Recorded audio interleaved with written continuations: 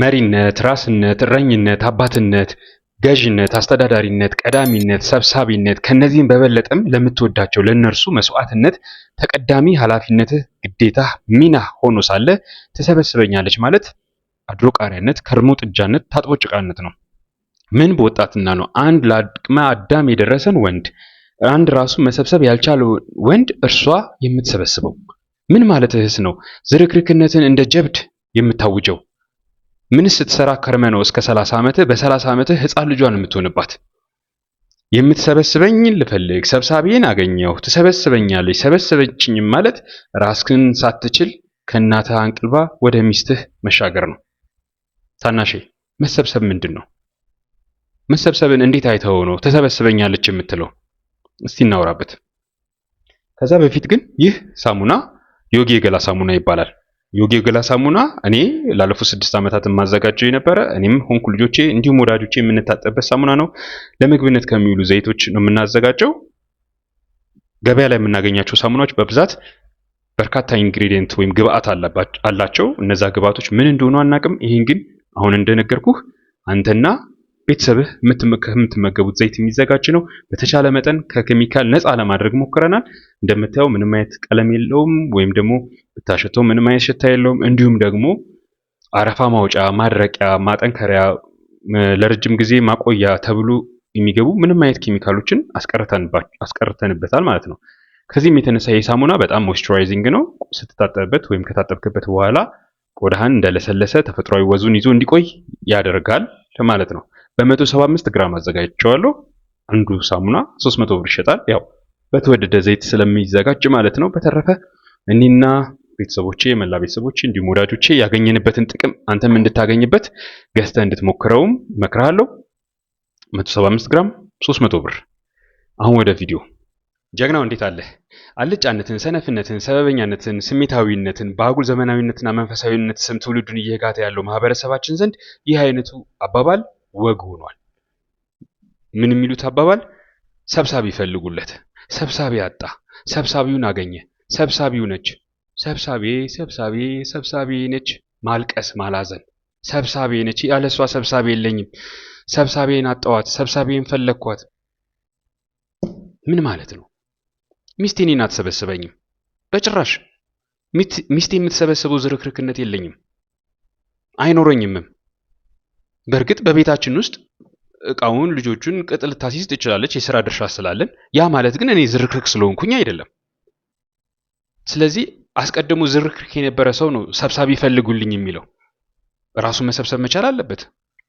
ይሄ በጣም መጥፎ ነገር ነው በማህበረሰባችን ውስጥ። በተለይም ደግሞ ወንዶቻችን ወንድሞቻችን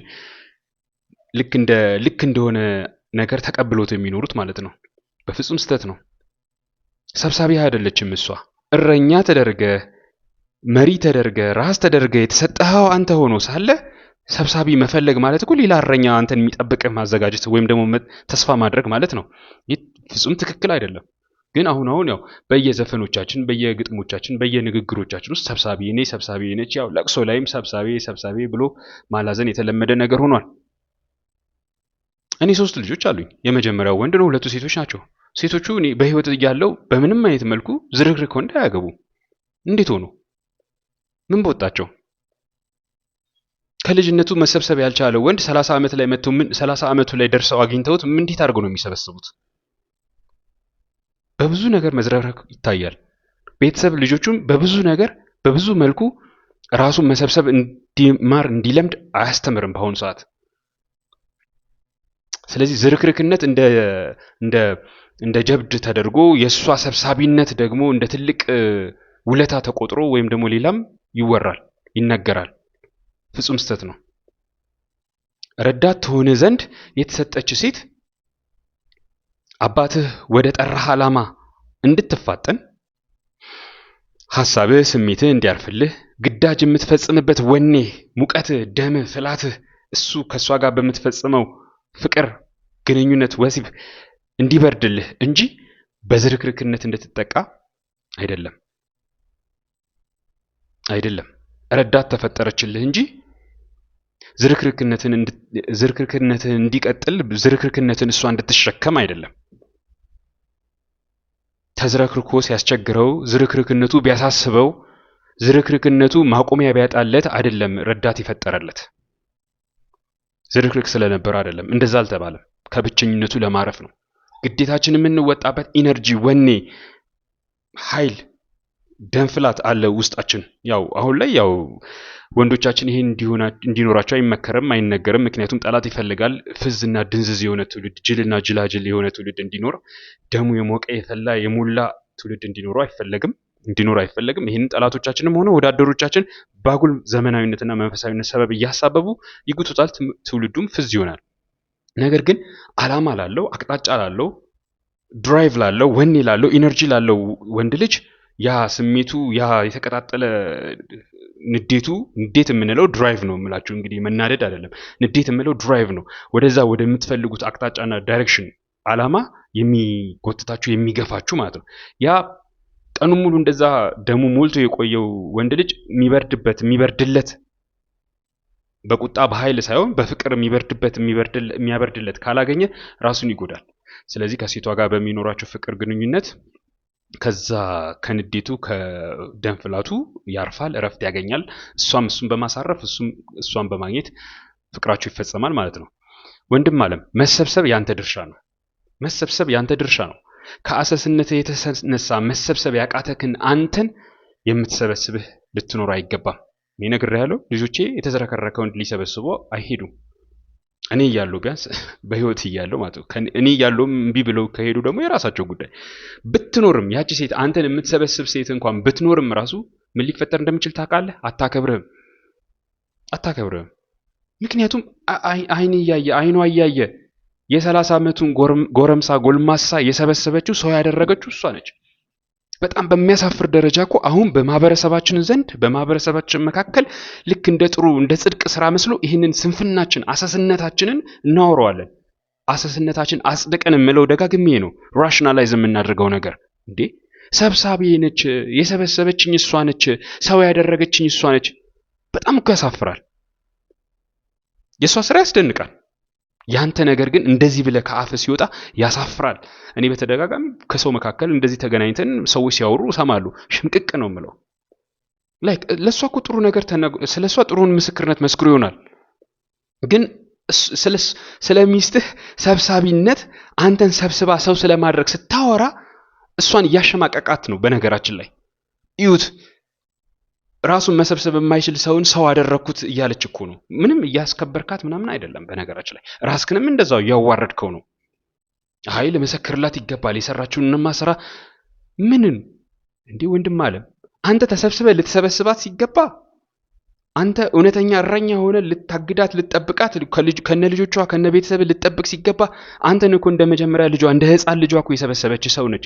ስለዚህ ጉዳይ እያወራ ስትነግረን እኮ ምንድነው የማውቀው ያንተን አሰስነት ነው፣ ያንተን አልጫነት ነው፣ ያንተን ሰነፍነት ነው፣ ያንተን ሰበበኛነት ነው፣ ያንተን ስሜታዊነት ነው። ጋድ ይሄ እኮ በጣም የሚያሳፍር ነገር ነው። ዛሬ እንደ ጀብድ የምናወራው እውነቴን እኮ ነው የምላችሁ ወንድሞቼ።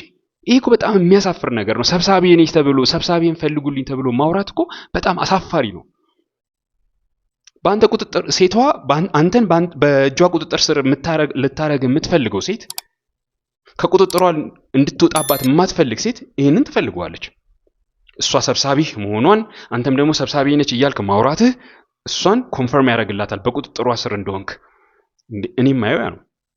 በምንም አይነት መልክ ግን እኔ ሴት ልጅ የምትሰበስበው ዝርክርክነት የለኝም በጭራሽ። እኔ ወደ ህይወቴ የማመጣት ሴት ልጅ የምታግዘኝ፣ የምትረዳኝ፣ የምትገዛልኝ ነው እንጂ ዝርክርክነቴን የምትሰበስብልኝ አይደለሽም። እሷ የምትሰበስበው ዝርክርክነት የለኝም። ይህን እንድታስተውለው እንድትመረምረው ፈልጋለሁ። አስበው እስቲ። መሰብሰብስ ራሱ ደግሞ ማለት ምን ማለት ነው? ከምንድን ነው የምትሰበስብህ?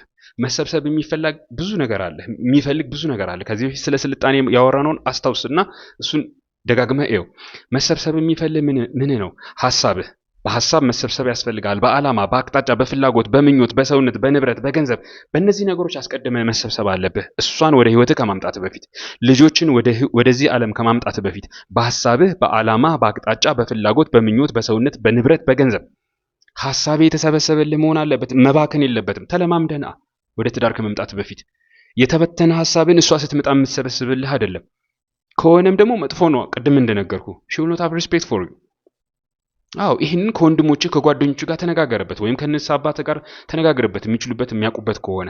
በተረፈ ሴት ልጅ ይህንን ሐሳብን የሚባክን ሐሳብን እሷ አትሰበስብልህ። ዓላማንም እንደዚሁ ሰብስበው። ዓላማን በእርግጠኝነት ላናውቀው እንችላለን። በተለይ ደግሞ ሀያዎቹ መጀመሪያ ላይ እያለን በእርግጠኝነት ላናውቀው እንችላለን። 3 4 5 6 ዓላማ ብለን የምናስባቸው ነገሮች አእምሯችን ውስጥ ሊኖሩ ይችላሉ። ግን በተቻለ መጠን ከብዛት ወደ ጥቂት ቁጥር መቀነስ የኛ ፋንታ ነው። እዚህም እዛም በየቀኑ መባከን አንችልም። ምን ባክን ከሆነ እሷ ስትመጣ ይሄንን ዓላማዬን ቅጥ ታስይዝልኛለች፣ መስመር ታስይዝልኛለች፣ አይሰራም። አቅጣጫ የምትሄድበትን የህይወት አቅጣጫ ዳይሬክሽኖችንም ማወቅ መቻል አለብህ። አቅጣጫዎችንም እንደዚሁ ማወቅ መቻል አለብህ፣ መለየት መቻል አለብህ። እሷ በዚህና በዛ ሂድ ብላ አትነግርህም። እሷ እንድትነግርህ ከጠበክም ደግሞ አንተ ለአባወራነት የበቃህ አይደለህም ማለት ነው። ስለዚህ አንድ አባወራ ወደ አባወራነት ደረጃ ደርሷል የሚባለው ከሚስቱ በፊት ነው። ቀድሜ ነግሬያለሁ። የግድ ማግባት አይጠበቅም። ከሚስቱ በፊት የሚኖርበትን አቅጣጫ የሚሄድበትን አቅጣጫ አውቆ መለየት አለበት። ያ ማለት እርግጠኛ ነው ማለት አይደለም።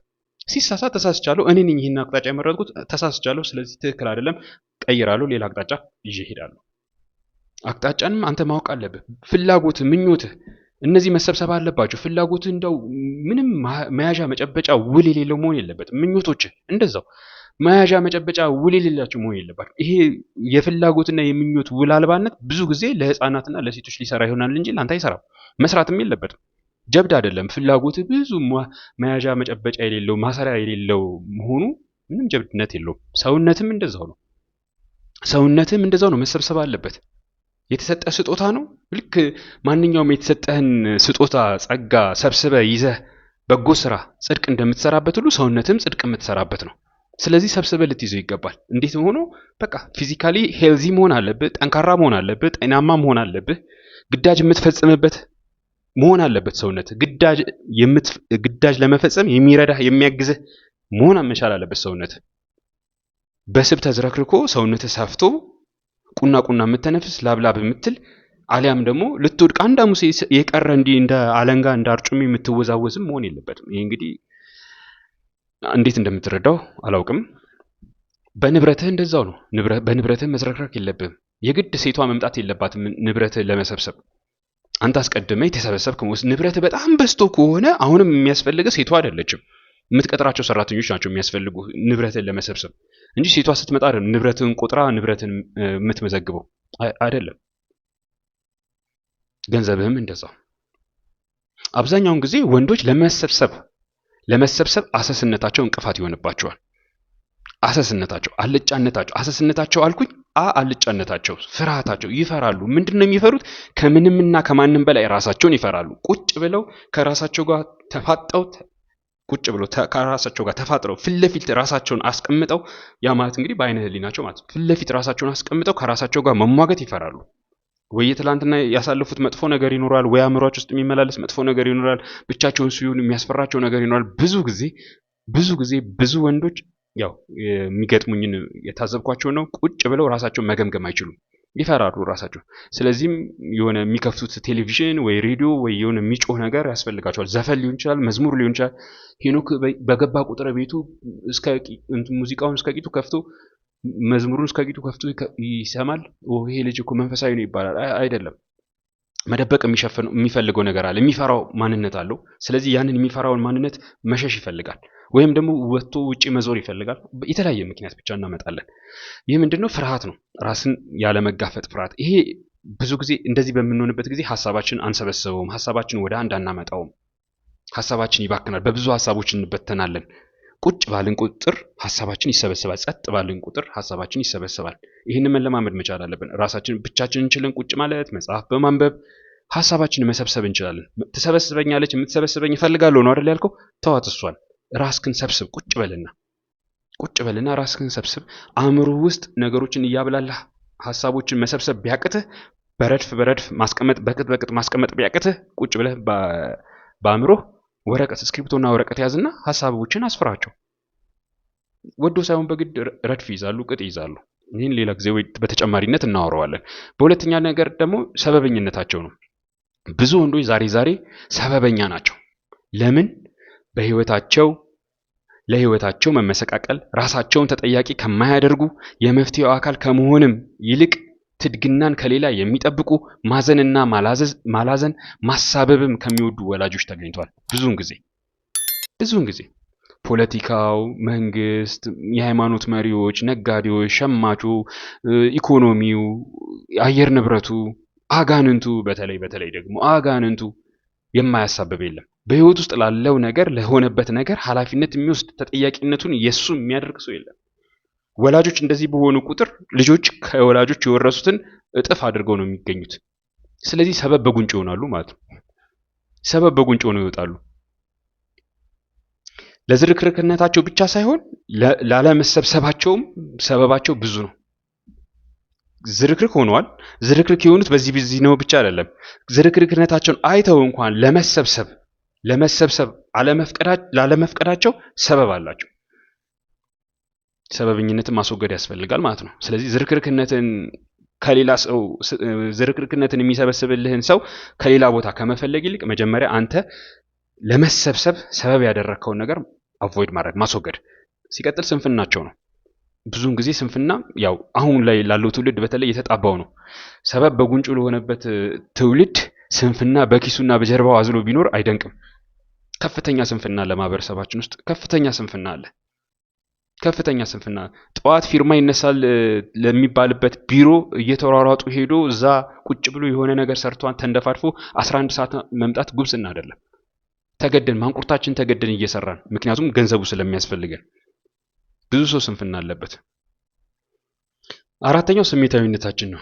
መርማሪ አእምሮ፣ አስተዋይ ልቦና የተሰጠው ልጅ አሁን በዘፈኑ፣ በመዝሙሩ፣ በድራማው፣ በተለያዩ በማህበራዊ ወጎቹም ጭምር ስሜቱን ካልቲቬት እየተደረገ ስሜቱ እየተነካካ ስሜቱ እየተኮረኮረ ስሜታዊ እንዲሆን ይፈልጋል። ስሜታዊም ነው አብዛኛው። ከዚህም የተነሳ በራሱ ላይ ጨክኖ ቆፍጠን ለማለት ይቸገራል። ሰብሰብ ለማለት ይቸገራል። ምክንያቱም በራስ ላይ ለመጨከን ስሜትን አለማዳመጥ ግድ ይላል። ወይም ደግሞ የምንሰማው እንኳን ስሜት ቢኖር ቦታ አለመስጠት፣ እሱን አልፎ የምንፈልገውን ወደ ዓላማችን እሱን አልፎ መስራት ወደምንፈልገው ነገር መዘርጋትን ይፈልጋል። ነገር ግን አሁን የምናስተውለው ነገር ምንድነው? በጣም ስሜታዊነት ይበረታታል። ስሜታዊነት እንደ ዘመናዊነት ነው። ለወንድ ልጅ ግን ስሜታዊነት ውድቀቱ ነው። አእምሮ መጠቀም አለበት። መርማሪ አእምሮ መጠቀም መቻል አለበት። መርማሪ አእምሮን አስተዋይ ልቦናውን መጠቀም መቻል አለበት። እነዚህ ሁለቱ ነገሮች ከስሜቱ በተቃራኒ ሊነግሩት ይችላሉ፣ ወይም ተመሳሳይ ነገር ሊነግሩት ይችላሉ። በተቻለ መጠን ግን ከስሜታዊ ውሳኔው ዘግየት ብሎ ወደ አእምሮአዊ፣ ወደ ምክንያታዊ፣ ወደ አመክንዮአዊ ውሳኔው ማድላት መቻል አለበት። ስለዚህ መዝረክረኩን ሲያየው ባርባር የሚለው ከሆነ የሚከፋው ከሆነ የሚያሳቅቀው ከሆነ ራሱ ላይ መጨከን ይከብደዋል። ስሜታዊነቱ ተጽዕኖ ያደርግበታል። ኤኒዌይስ ግን አሁን ምንድነው ማለት የፈለኩት ታዲያ አሰስነታቸው አሁን ላይ ላሉት ወንዶች አሰስነታቸው ከፍተኛ አስተዋጽኦ አድርጓል። ለምኑ? ለመዝረክረካቸው፣ ሰብሳቢ ለመፈለጋቸው። ስለዚህም ታናሽ ተሰበስበኛለችን ተውና አሰስነትህን አስወግድ። አሰስነትን አስወግደት ከዛ በኋላ የልጆችን እናት ሚስትህን ፈልግ። አሰስነትን ተሸክመህ ዝርክርክነትህ ተስፋፍቶ ተሰበስበኛለች የምትሰበስበኝ ልፈልግ ማለት ስህተት ነው። ሐሳብህን፣ ዓላማህን፣ አቅጣጫህን፣ ፍላጎትህን፣ ምኞቶችህን፣ ሰውነትህን፣ ንብረትህን፣ ገንዘብህን መሰብሰቡን እወቅበት። ፐርፌክት መሆን አይጠበቅብህም፣ ፍጹም መሆን አይጠበቅብህም። ቁም ነገሩ ግን ይሄ ያንተ ተቀዳሚ ስራ ነው፣ ያንተ ስራ ነው። እንዴት አድርጎ ነው እስቲ አስበው አንተ ራስህ መሪ ራስ እንዲሆን የተጠራ ሰው የሚመራው ራስ የሚሆንለት አካል ያለው ሰው በራሱ ዝርክርክ ከሆነ እንዴት አድርጎ ነው ለነዛ ሊመራቸው ላለው ራስነት ለተሾመባቸው አካላቶች ወይም ደግሞ ሰዎች መሪነቱን የሚጠብቀው?